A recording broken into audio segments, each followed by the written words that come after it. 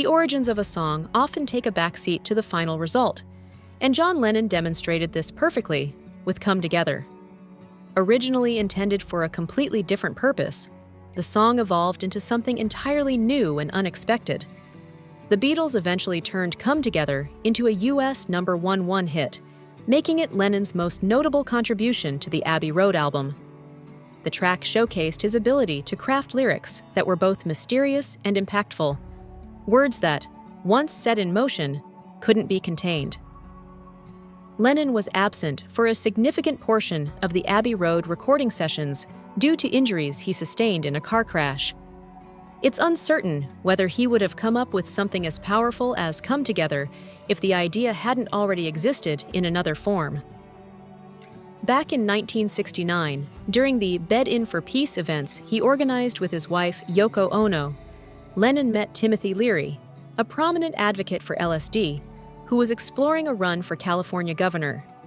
Leary asked Lennon to write a campaign theme song, and Lennon agreed to the idea.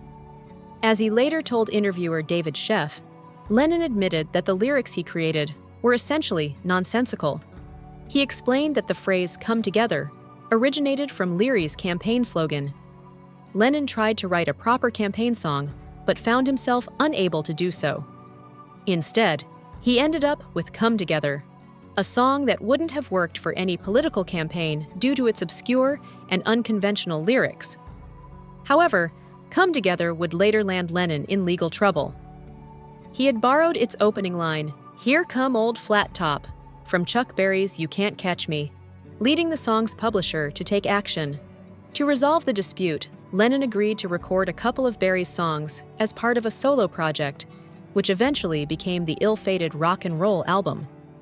Much of Come Together consists of surreal, stream-of-consciousness lyrics, similar to those found in I Am the Walrus. Rather than focusing on meaning, Lennon prioritized the rhythm and sound of the words. This approach produced bizarre but memorable lines such as, "He wear no shoe shine," "He got toe jam football," "He got monkey finger," "He shoot Coca-Cola." In other verses, Lennon subtly alludes to recent episodes in his life. He includes cryptic phrases like, "He bagged production," "He got walrus gumboot," and "He got Ono sideboard," "He won spinal cracker." Buried within the song's surrealism is a subtle critique of the self-styled counterculture gurus who were emerging at the time. Lennon portrayed these figures as aimless and manipulative, suggesting they lacked direction and merely did whatever they pleased. He noted how they often pretended to share a connection with their audience, claiming, "I know you, you know me," while their presence felt oddly unsettling, as if they carried some kind of invisible sickness. One line that's barely audible in the final recording is the phrase, "shoot me," which Lennon sings repeatedly. However, Paul McCartney's bass line conveniently drowns it out each time, adding another layer of intrigue to a song whose meaning had already strayed far from its original intention.